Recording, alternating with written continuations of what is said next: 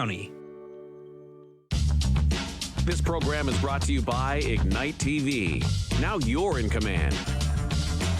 Visit Rogers.com for more details.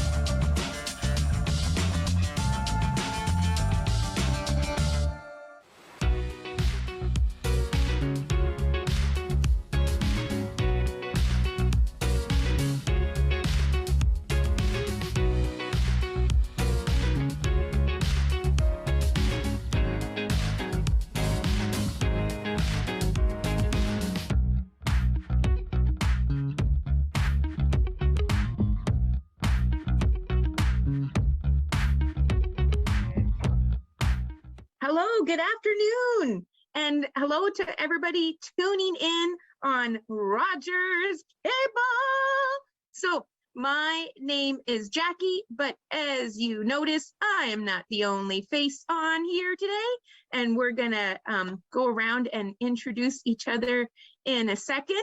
But I am so happy you are tuning in to this presentation on the 70th annual Mental Health Week across Canada. That makes me so happy. And shout out to Rogers, who not only is offering us this hour of conversation, but is one of the main sponsors for Mental Health Week all across Canada. So go Rogers. And the great thing about Mental Health Week is it's always had kind of three jobs. The first job is always to kind of shift beliefs and perceptions about mental health and what it is and how it works, the language around it. We also want to give a chance to talk about the positives, in terms of where support is, where help is, what good mental health looks like. And absolutely, what we want to do is really increase understanding, because the way I always look at it, you only know what you know till you know it. So when you can hear about mental health, hear about somebody's story, hear about somebody's journey, you're like, oh my gosh, I totally get it now. And that's the aha moment we always want someone watching to have. This year for Mental Health Week, the slogan, hashtag, I know I'm not supposed to do that because that is so old and weird, but hashtag get real with your feelings. So get real about how you feel and name it, don't numb it. I really thought that was cool. So the goal around those messages are just to recognize that feelings are part of being human. Show me a human that doesn't have any feelings and we're watching Star Trek, right? Like every human has feelings. And the other goal is to remind people that bottling up and keeping emotions inside doesn't make them go away. And in fact, kind of like farting, they're going to come out anyways. So you might as well do it in a way that is more comfortable for everybody. And the third goal of Mental Health Week is just to recognize that this has been quite a year and that no one comes out of this unaffected in some way. And so that is a really good goal of the week too, is just recognizing we're all in this pandemic together, the whole globe. Like, when has that ever happened about anything? And so that's pretty important to remember, that we're all in this together. So speaking of all in this together, you didn't want to just watch my face up in the attic in Shoaldice. And so I reached out to some really amazing folks at Keystone, which is one of our partner agencies that we work together in the community almost every single day. And so Brandy Gowan, the new communications person at Keystone, is here, and she helped facilitate three other individuals. So Brandy, do you want to do the introducing, or shall we just take a quick go around and I point at you in your little squares? Sure, I'll just give a little bit of an introduction of my role here at Keystone. So I support quality assurance and communications, but as part of that role and ensuring that we do provide quality services. We try to engage our youth and our families so that they have a voice in the way that we run our programs. So our three youth here are three of the youth that have supported us in our youth engagement efforts, and I'm super proud of them. I myself am a provincial parent advocate for children's mental health, and as part of my role, I mentor and empower families, and I've shifted to start mentoring and empowering our youth to use their voice as well, because collectively, as we build our youth and our families up and use their voices to help shape the way mental health services are provided, not only in our community, but across our province. So I'll maybe shift it over to Lucas, who is our youth board member here at Keystone. So Lucas, do you want to give a little introduction? Yes, hello, I'm Lucas Shigano. I am the co-chair of the Youth Board Advisory Committee, along with Pierce Lacey at Keystone. I've been with them, I believe, since 2019. So yeah, we've been working really close together on a lot of stuff. So it's been great. Thank you so much, Lucas. And I know we really enjoy having you as a youth board member and supporting us. Leah, do you want to give a little introduction? Sure. Hi, I'm Leah. That's Leah Cowan. I don't really know what to say. So Leah, what school do you go to, and how did you become involved with Keystone? You're a youth board advisor here. I go to Saugeen District Senior School in grade 10. And well, you kind of introduced it to me, and now, yeah, that's about it. Thank you, Leah. And the last youth we have is Gabe on the call, and Gabe has a pretty neat initiative. So I'll pass it over to Gabe. Thanks so much, Brandy. I just want to say it's a pleasure to be on this call and be part of Youth Mental Health Week, and Mental Health Week in general, not just Youth Mental Health Week. But my name's Gabe Rossiter. I'm 17 years old, and I'm in grade 11 at OSDSS in Owen Sound. And I also run an apparel company called Belong, which is a branded apparel company, e-commerce based, that supports youth and mental health. So thank you so much for having me, and it's a pleasure to be a part of this call. Amazing. And like, just the fact that this all worked out and we were able to get you out of biology class and all these things for an hour is it just shows how important it is to talk about this stuff right now. So I appreciate you guys jumping in. I read an article from CBC, and there was a quote from one of the doctors in the article, and it really hit me. And it said, from the start of the pandemic, all of Canada, like the world, took this huge sigh when we found out that children and youth would not be affected by the coronavirus. That, whew, okay, so that's a whole age group we don't have to worry about. And then, as the doctor said, we learned then quickly after how wrong we really were. That absolutely our children and youth are affected by the pandemic, but in a different way. And when we think about some of the stats that are coming out around mental health, we know that when people lose access to their activities and access to their social circles, lose access to predictability, that sometimes that can have its effect. And what we're seeing is 40% of youth across Canada have identified that their mental health has been affected negatively by the pandemic. We are seeing a rise in numbers of children and youth that present to the hospital, that are presenting in issues maybe they've never experienced before, or in issues that maybe they hadn't been affected by in a long time, and it's all kind of come up to the surface again. But the opposite side of all these stats are actually some really positive numbers, in that 37% of youth, so almost the same amount, were able to identify that they have a positive look on things, because they're seeing all these great things that people are doing, right? Like Gabe's company that came along, and like all these folks doing great things in their communities. So that has positively affected their mental health. But we also know that when Kids Help Phone says, hey, we had 4 million people call Kids Help Phone in 2020 versus 1.9 people in 2019, again, it's easy to see the negative on that. Oh my gosh, 4 million people. But we have to remember that's 4 million people that called that maybe wouldn't have called before. And the other positive I think about this is originally, like even just, a year and a half ago, this belief that to access supports and services, you had to come to us, right? 8:30 to 4:30, that's when we open. Geographically, you had to drive all the way to our office, whether it was close to you or not, and that's how we could connect.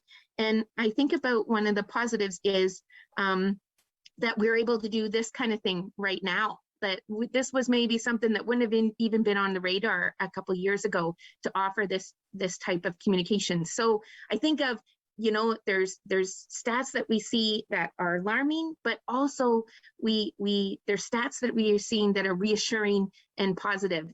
But I'm sure the best way to know about those stats and put a face on those stats and the feelings behind those stats are to actually hear from the folks that are on this call with us today. So when we originally talked about doing this, we kind of came up with just 4 kind of starter questions, and recognizing that, we'll follow the discussion where it goes. But I know the first question we talked about is what has changed for you? What is it that you've noticed? And maybe the question actually should be, what hasn't changed in terms of life in a pandemic for the last kind of 14 months? So do you want me to just like tapping you through my computer screen and just pick and go around? So Gabe, do you want to start that one? Yeah.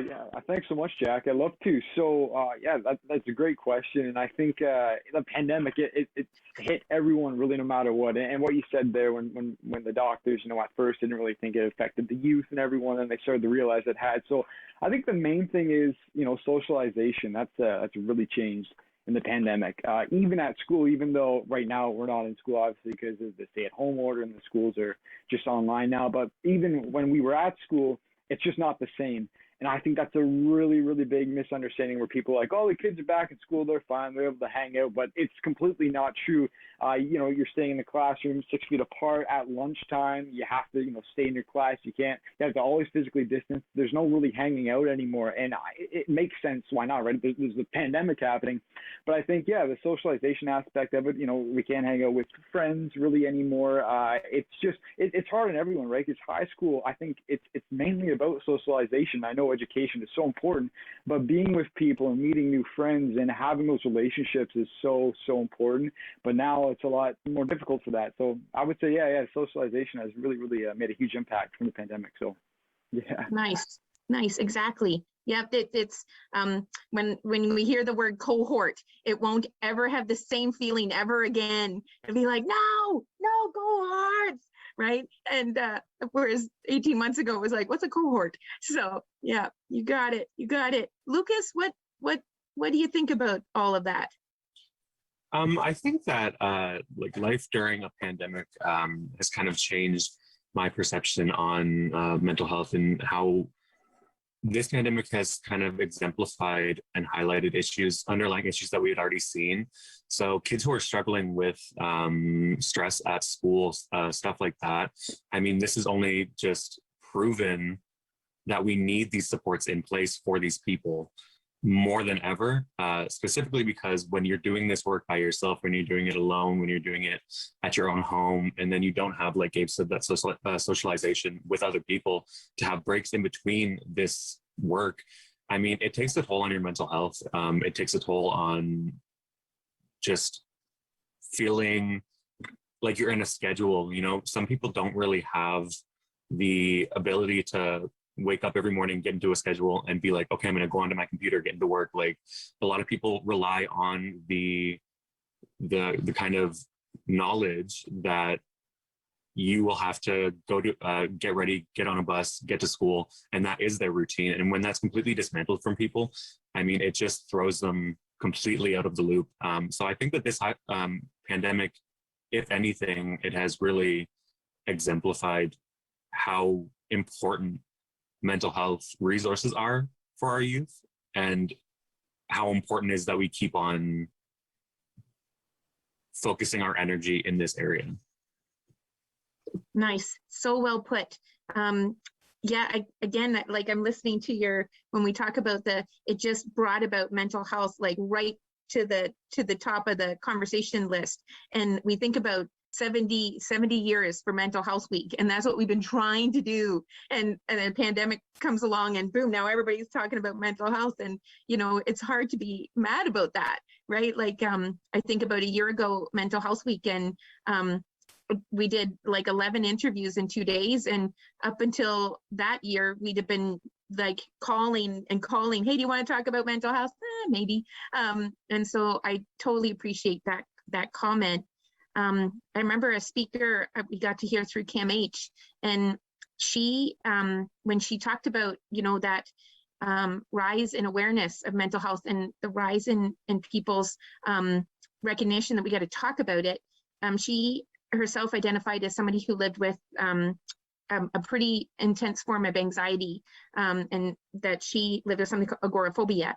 And she talked about that she would before have troubles getting to her help, because again, she would always have to leave her house to get to help.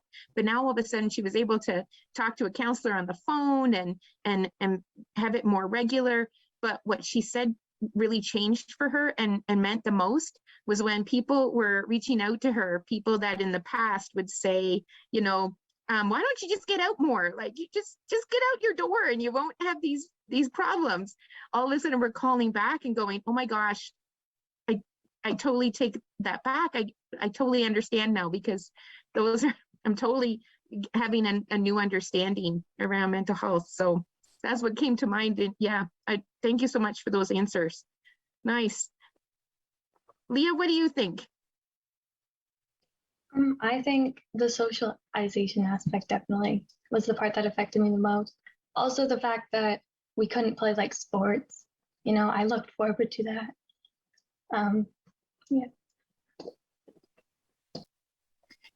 And sports, it's the whole definition of a team, right? It takes a team, it takes a village, and sports was always that exact example of that. It takes a team, because your team is your sports, the people that you hang out with after the game, and the people that support you during the game. And I know it's that was the when we talk about school and having those accesses to that school isn't always about academics, that it's about watching the Friday nights games, football games. And yeah, so again, I think of sports right away when I think of that doctor's example of how we didn't give it enough validity of what these changes would do. So you pretty much nailed it with that one, right? And we're Grey Bruce, like, hello.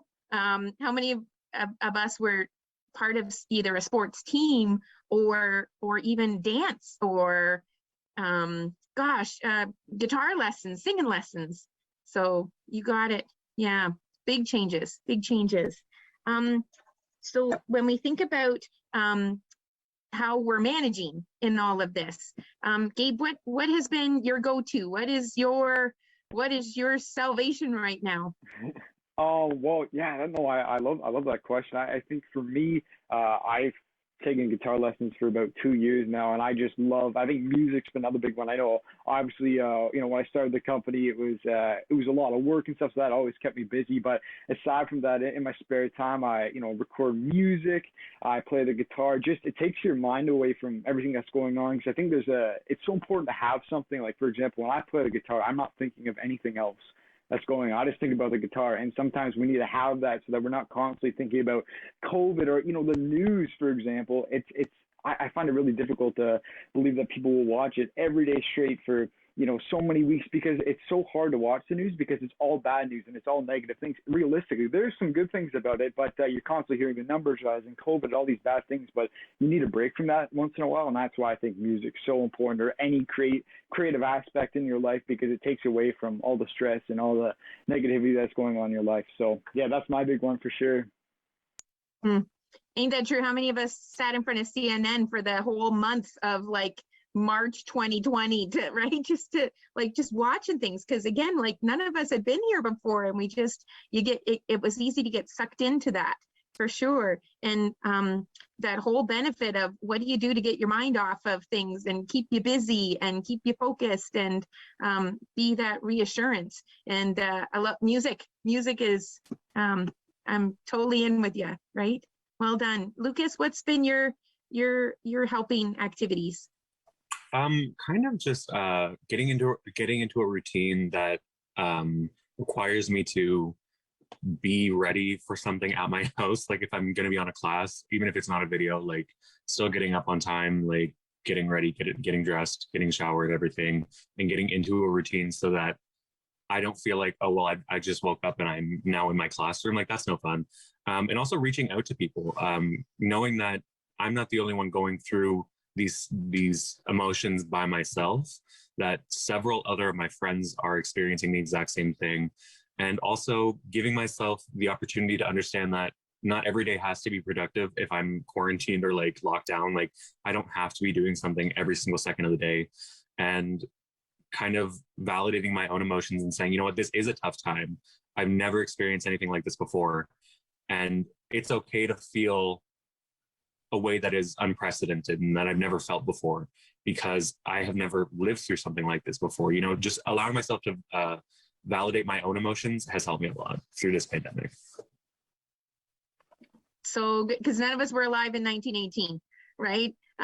You got it. Yeah. And when I think about routine, like the importance of that, our brains love muscle memory. That's what helps us with so much stuff, is we just do it automatically. And boy, our brains get a little out of sorts when we don't have those muscle memory routines to fall back on. So I saw a meme the other day, and it said, this is such a great reminder of how important a routine is to your overall well-being and mental health. And I so appreciate that the message around reaching out, because just like you said, like there's no one not affected by this in some way right now, and just having that moment to talk with somebody and go, oh my gosh, right? And have those feelings validated, but also to validate them within ourselves, that it's okay to, what was the new word, Brandy, that's going around right now, to languish, to like, that bit in the middle where, I'm not doing okay, but I'm not feeling overly depressed right now. I'm kind of stuck in the middle. And I really appreciate whoever came up with that word. I'm like, languishing. Yeah. Like, and being able to put a name to it. Thank you. Thank you for that. Yeah. Leah, what's been your kind of go-tos? My go-to, I've been painting a lot. I really enjoy that. I like how it's like different than, say, math, you just get to like get out of school. Yeah, right. All those, because just those things that help us feel better and warm our soul and are just for us. Those things that are just for us. Holy cow, do we need them, right? I did a painting early on with a group at a Wingham, and I remember saying to the person, I'm a terrible artist. But it was funny how after one painting session, I was completely hooked, and I was like, why have I never done this before? And yeah, anything we can do to give ourselves those moments of this feels good, and look what I created. And yeah, well done. Cool. I want to see some of your paintings. Okay, I'm gonna have to show some of them. Nice. Awesome. When we think about the folks that may be listening, or the folks that your hope as members of the advisory committee at Keystone.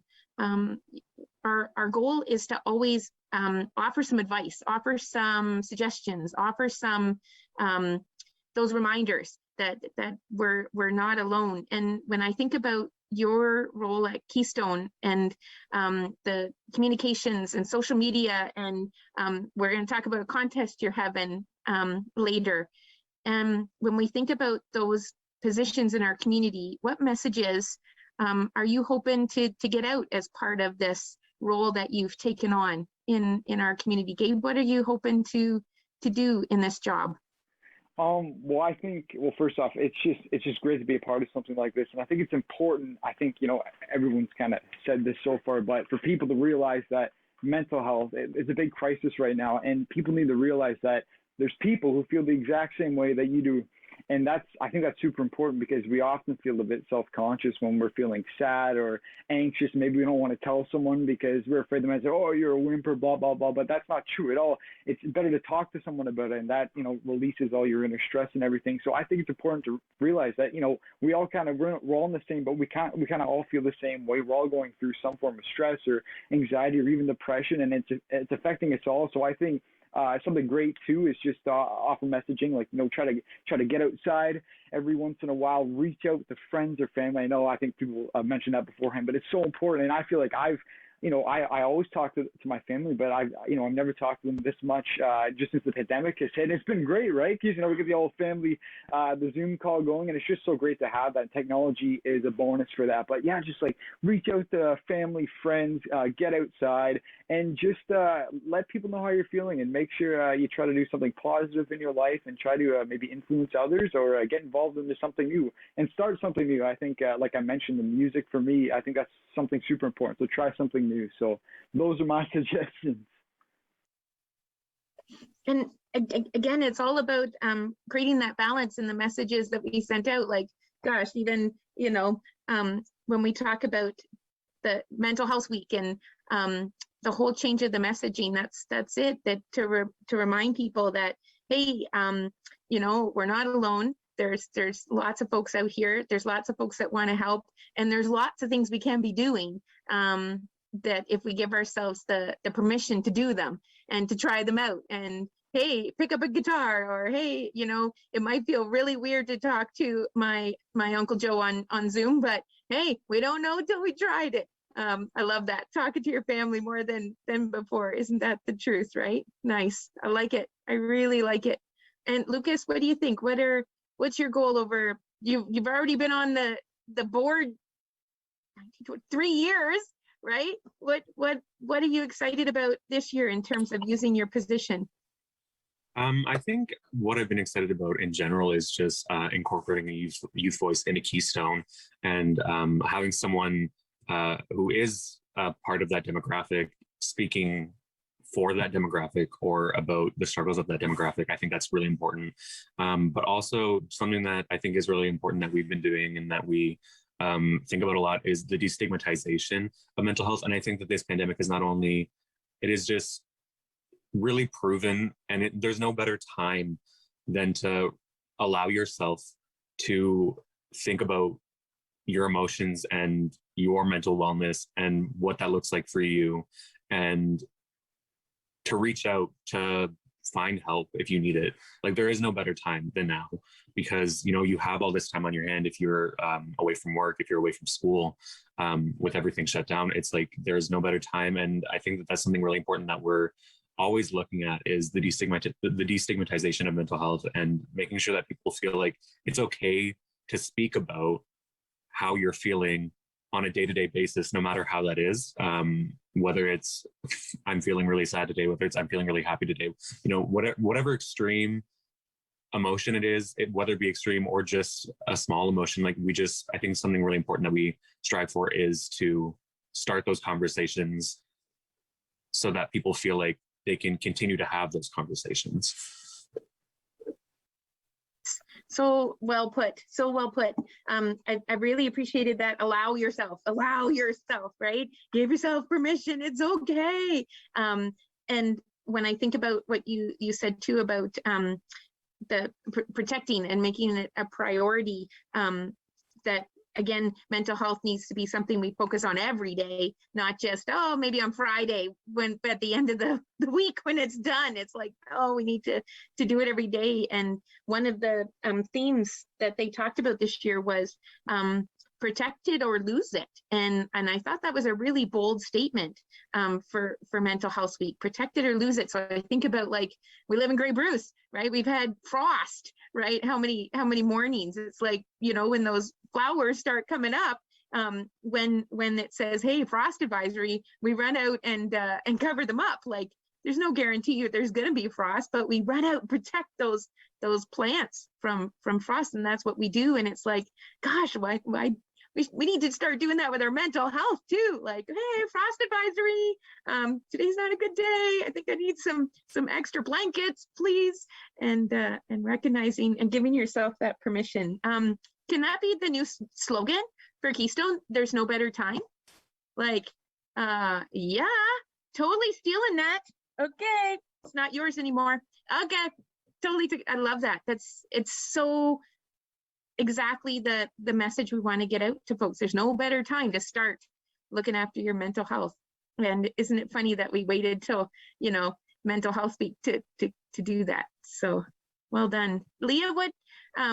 What's been your what do you see in terms of messaging? What advice do you have to offer? I think just, you know, reach out to your friends, because they, you know, they'll be feeling the same way more than, like, they'll understand more than you think. And reach out to your local resources like Keystone and Kids Help Phone. You got it. I always thought it was so perfect that Keystone and Kids Help Phone started with the same letter. So I always thought when people are looking for resources and they put in mental health supports and they start typing Kids Help Phone, that Keystone comes up too. It's like, yes, it does. Isn't that awesome that they changed their name how many years ago to reflect that? I think of when every time I hear that 4 million people reached out to Kids Help Phone, again, like some people might see that as, oh my gosh, like that's awful. But no, it's amazing. It's so amazing when every time somebody does that, because, you know, giving yourself the permission to pick up the phone and talk to somebody. And there were some really neat stats came out of, I'm all about the stats. Some really neat stats out of Kids Help Phone. 71% of people that connected with Kids Help Phone found that they felt better just after the first call. Like, the first call already made things better because somebody on the other end was saying, you know, thank you for calling. Like, I'm so glad you connected, and thank you for sharing all that stuff. And then just that reassurance that, you know, that we're going to get through this together, and you know, maybe we'll learn something as we come out of this. We also heard that 69% of folks, when they reached out to mental health supports, shared something for the first time that they had been keeping around. And I always think about it as dragging a piece of toilet paper with some, you know, stuff on it, on the back of your shoe. And sometimes we end up with that on our shoe longer than we thought. And sometimes it's nice to be able to get somewhere and get somewhere safe, and with the person you feel safe enough showing your toilet paper to on the bottom of your shoe. And I'm like, everybody needs one of those people that they can go, hey, I've been dragging this around for a while. What do you think I should do about this? So I always appreciated that stat. And just the fact that, yeah, again, 1 in 4 youth have connected with a support this year in Canada. It just makes me happy that of those youth that identified as needing that support, reached out for that support. And I think all your voices make that possible. So in terms of positives, because I am that, gosh, am I a Pollyanna? I can't be any other way. It's just all I am. And I look for the positives in everything. And when I think about the positives that have come out of this pandemic, again, just the fact that people want to talk about mental health makes my heart happy. I'm like, yay, yay, let's have a conversation. And just the fact again that our ways of providing service have changed. I hope we are able to continue Zoom counseling and Zoom phone calls and Zoom presentations. I hope that continues on. Gosh, Zoom concerts. Yay! I'm all about the Zoom concerts. So I think of the positives. So those are my positives. Gabe, what's something you look back and you go, gosh, a year ago we never had this, and now we do. Oh, well, I think so. A big positive, I don't know, this one's not really off topic or anything, but I think it's allowing you to have time for yourself and taking a deep breath. Because I feel like, even at school or if you're working or at work, you're constantly go in this pandemic. That still happens a lot, but allows you to focus on yourself a bit and look back and just, spend some time more on yourself and trying to, like I said, if you end up becoming more stressed or you have anxiety, you're able to kind of, talk about it with someone instead of just having that stress and just keep on going and going to school and working. But I just think, having time for yourself, like I said, just connecting with people that we haven't connected to in so long, which is just so weird to think about because, if it's friends or family, it's just like, wow, I'm so glad I talked to you. And I think the biggest positive is the impact and the outcome of what, with mental health, that people have been able to recognize it. And people, I think of it as the invisible enemy. And it really is. We can't see it. So a lot of people are like, oh, no, people who, don't agree with it, like, oh, no, I don't believe that. That's not true. Well, it's like, we know we can't see it. It's like COVID. COVID's an invisible enemy. We can't see it. But the effects are in place. So it's the exact same thing. So I think, people are now recognizing mental health more than ever, and that's probably the best thing that's happened on this pandemic. And I hope it continues. And the messaging is that it doesn't have to take a pandemic for us to recognize mental health. It should be every single day that we should recognize it. So I think it's so great that people have recognized it, and the stats are coming out, and they always were there. But I think, so those are my positives for sure. Lucas, you exactly right. You when why did it take a pandemic for us to talk about mental health? And Lucas, you said it's not that it wasn't there before. It was, we just didn't give a voice to it, or as big of a voice to it, because the voice got maybe buried under other voices. So Lucas, what do you hope we continue on going forward? Something that I really appreciate going on forward, and I think this developed over this pandemic, is we're kind of making mental health casual. And I feel like it should be casual. I feel like people think that when you have to admit that you have something, that it has to be a huge discussion and that it has to be like this revelation. It really doesn't. It can just be as simple as, you know what, I think I'm having a depressive episode. I think I'm having a depressive thought. That can be it, identifying the emotion, labeling it, and saying, that's what I think that's happening. I think that's really, really something beneficial that's come from this pandemic, if anything, is that we are making it more casual to speak about. Like you said, 1 in 4 people reaching out to Kids Help Phone, people calling.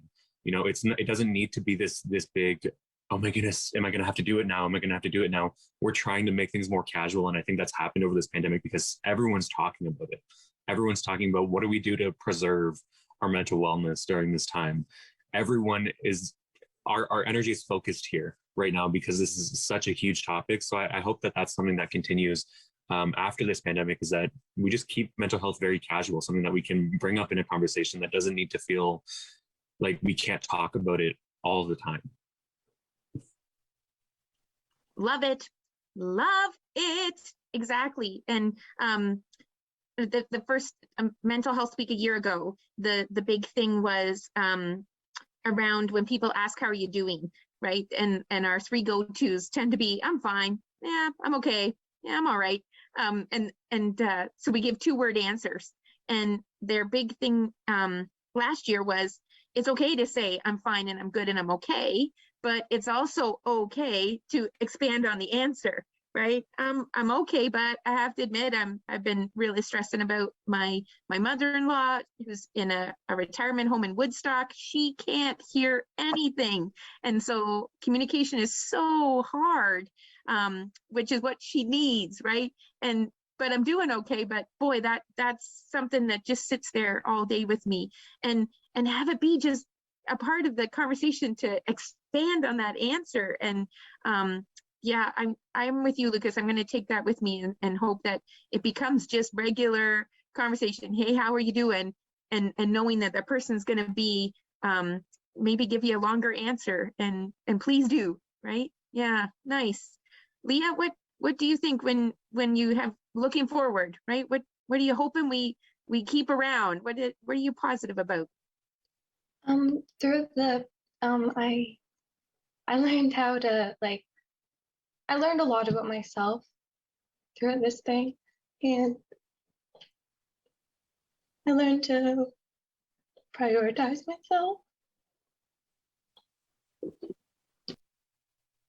Holy cow, the value of that, right? And being able to put you in because how many, gosh, we think about work, Brandy, we think about work and how it was valued. Oh, how much overtime did you put on this week? Or how much, it was something we held people higher up if they worked like extra hours. And now we're like, we hear somebody said, oh, I went and did a painting class after. Wow. Like all of a sudden we're like valuing the things that people do to support their mental health. And we're not seeing it as, I don't know, before, like whatever we saw it as before, but now we're like, oh my gosh, good on you. And that becomes people who do those things and say those things and talk about making themselves a priority. They then inspire us. We're like, oh, look what Leah accomplished this year. Like, that's amazing. I'm gonna give myself the permission to do that, and I'm gonna start today. Which is what like Gabe and Lucas and Leah taught me. So gosh, that makes so much sense. So I don't know if you noticed, I've been writing everybody's answers down because I'm totally stealing everything, right? Like Gabe said, why did it take a pandemic for us to bring all these things up higher to the top of the conversation surface, right? We knew all this was there. We knew loneliness was an issue. We knew stress was an issue. We knew we already had lots of folks on waiting lists across Canada. But now all of a sudden we have 800 new counselors to Kids Help Phone. We have federal funding that we've never had before. More funding for agencies like Keystone. And I really appreciate that sentiment that now that this funding and these priorities are in place, how much better off we're going to be for that. And Lucas, just the holy cow, like making it just common day. How are you doing? Right. And don't give me two answers. Don't give me two words. I want the real deal. And how important that is going to be with each other, and how it is going to be more commonplace. And why not start today? There's no better time than today. And Leah, holy cow, when we think about the whole premise around Mental Health Week is taking a look at our emotions and our feelings, and name it, don't numb it, right? And you did such a beautiful example of that today. Name it, don't numb it, right? And when we think about art, right, and how many people you're gonna inspire after today's conversation to take up art for the first time. And when we think about how sports was that go-to for so many people, and how many people are gonna leave this afternoon and go, I'm gonna start guitar like Gabe, and I'm gonna pick up a paintbrush, because that's, I think, something I've never tried before, and I want to give it a shot. So that's so amazing to me. Thank you for all of that. Now, when I think about your role as because Keystone has you, right, which is amazing, and their priority to let's get as many messages out there as possible to as many people as possible. You guys already came up with a plan, and I didn't know if somebody wants to talk about this new contest that you have coming up, that you're going to be starting this week during Mental Health Week, and that we should keep an eye out for it. So if you haven't found it already, on social media. We need to go looking for it after this interview. Who wants to jump in on that one? I'll maybe just give a little bit of a background here, Jackie, and then I'll pass it over to Lucas to talk about kind of the contest. But a couple months ago, some of our youth came together and we talked about a wish list and what are those wishes that we wanted to see happen and that our group could do to help support mental health awareness. So we had a jam board, which was like a virtual putting a sticky note on a virtual sheet, and we kind of left it open for people to just add their wishes. And a few of our priorities that we had worked on before came out, trying to get the voice of youth out into our community a little bit more. And how do we do that? And how do we reach more youth within the schools? And some of those ideas were more videos for youth by youth, and doing something for Mental Health Week, which is, as you know, it's the first week of May. So we came together and had that wish board. So one of those ideas that we came up with was the Grey Bruce Youth Mental Health Minute. So I'll maybe talk to Lucas about that contest that we're going to run. Yeah, so we've decided on this mental health minute, and I think again it comes back to what we've been talking about, and something that we've prioritized for the past 2-3 years is the destigmatization of mental health. And what better of a way than to make mental health casual by just saying, show us what you do for mental wellness. Like if that's, like Leah said, picking up a paintbrush and having that creative expression, or what Gabe had said, making music, whatever you find is your outlet. Like that's what we want to see. We want to see, how are you taking care of yourself? What does your mental wellness look like? And it's just such a great way to bring people together while we're apart, by showing each other, this is what I'm doing for my mental wellness. And I think that's just something, this contest is really important to us, because it's hopefully going to be able to bring us together in a sense that we'll all know that, we're all in this together, and we're all working on our mental wellness. Like we're all trying to figure out new things. We're all trying to keep it fresh. Like this is hard, and we're all trying at the same time. Like we're all desperately trying to make sure that everything goes along, and we can get out of this pandemic and still feel a positive way. And I think that this contest is really beneficial, and that's kind of what we're focusing on, is the destigmatization and kind of like the making this conversation more casual, and just asking things like, what are you doing for your mental wellness? Like whatever that is, show us in a minute or less. Just show us what you're doing for your mental wellness. Show us how you've been taking care of yourself over quarantine. Having those casual conversations, and especially in a contest form, and especially in a creative aspect like a video, I think is really beneficial, and that's what we were going for. So good. And did a little birdie tell me there's prizes? Oh. Yeah, we have lots of prizes that we'll be handing out too. But like Lucas had said, it's mental health in a minute. It doesn't take long to showcase those positive pieces and those little things that you're doing that actually build up to be bigger things.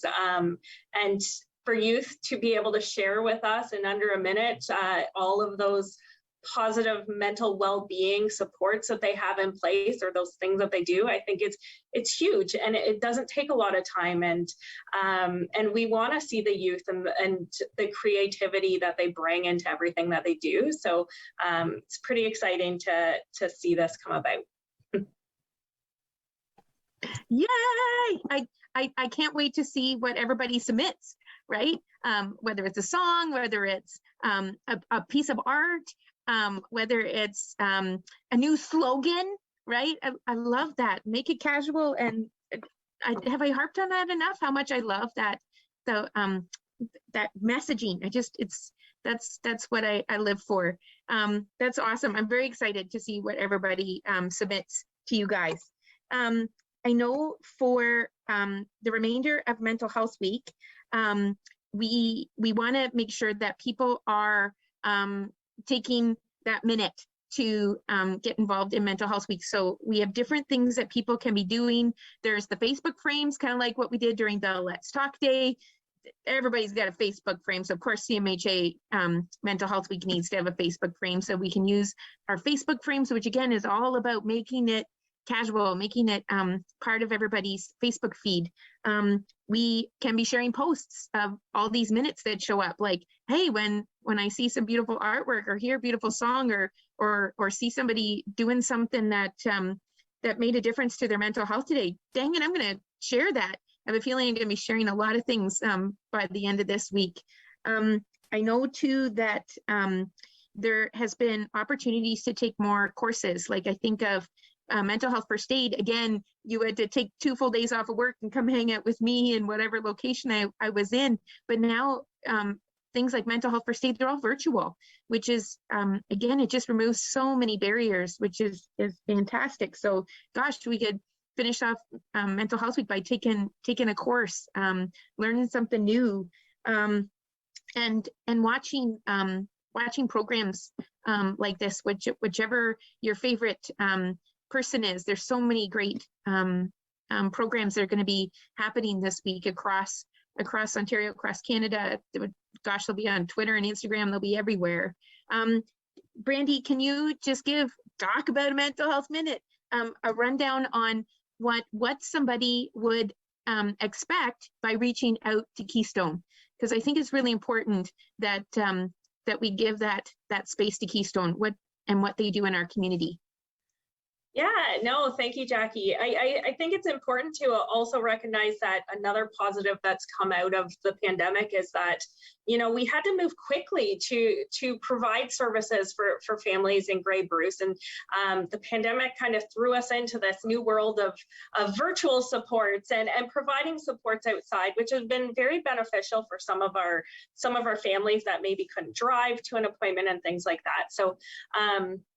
So really just knowing that there are free resources out there for counseling, mental health, preventative services. We have services for new mothers who are, you know, living through the pandemic alone. So some of those services are virtual, from children, like I said, from birth all the way up to 17 that we service youth and their families. So we really do bring about a wraparound approach for families, knowing that you know, everyone's, like you said, we're in this together and we all need that support. So knowing that you can reach out, you pick up the phone and you call, and one of our intake workers will ask you a few questions and we'll find the right supports that you need.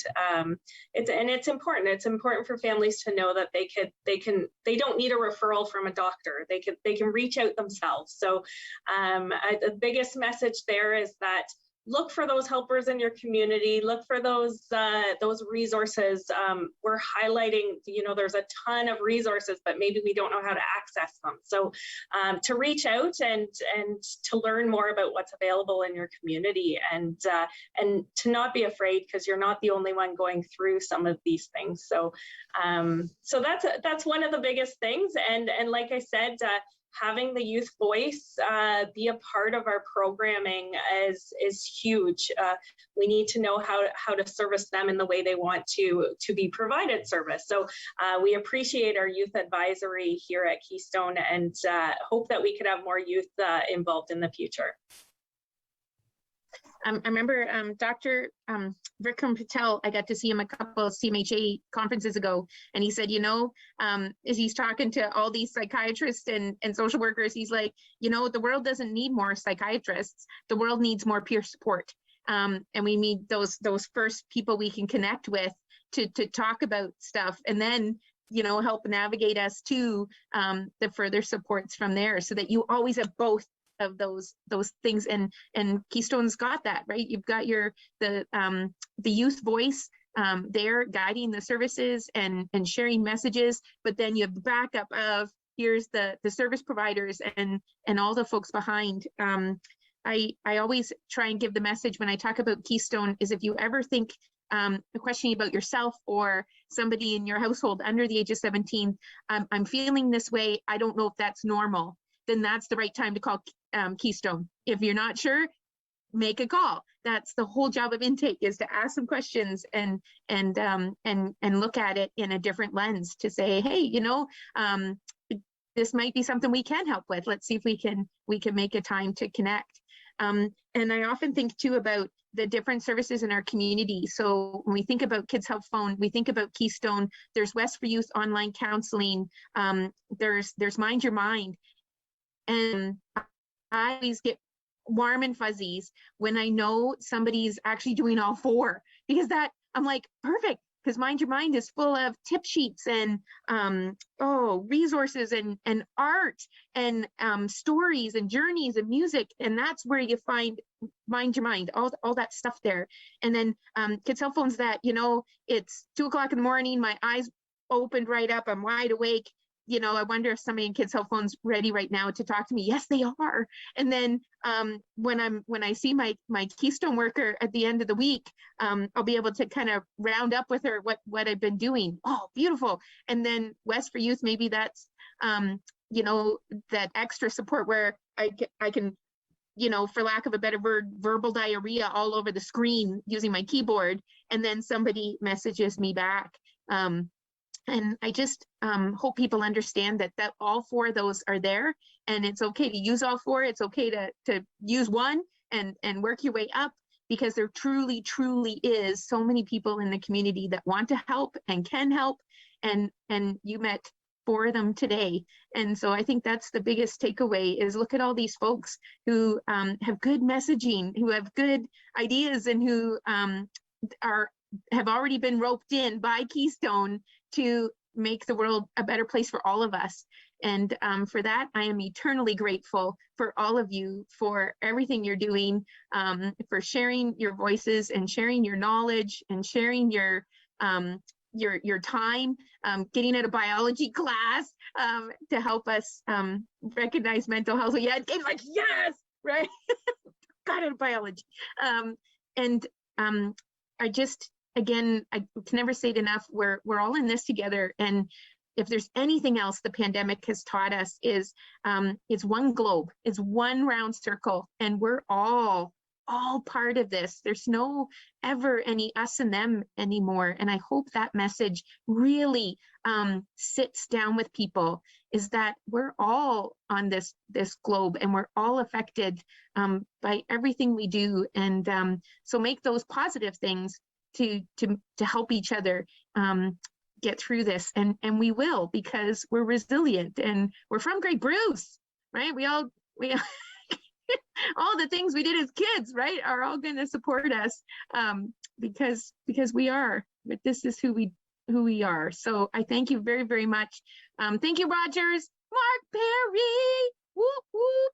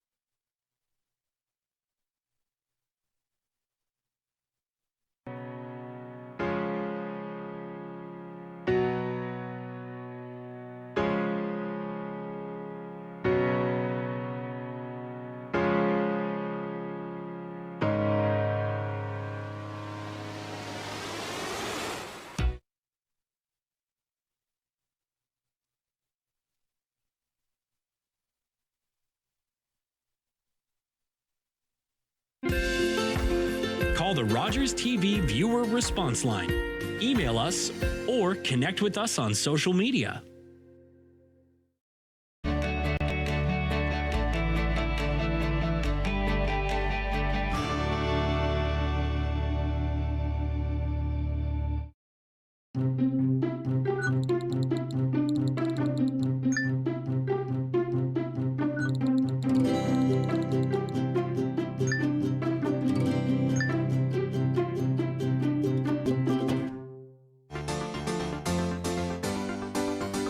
I come to take the boy. Mama? I was in the Marine Corps.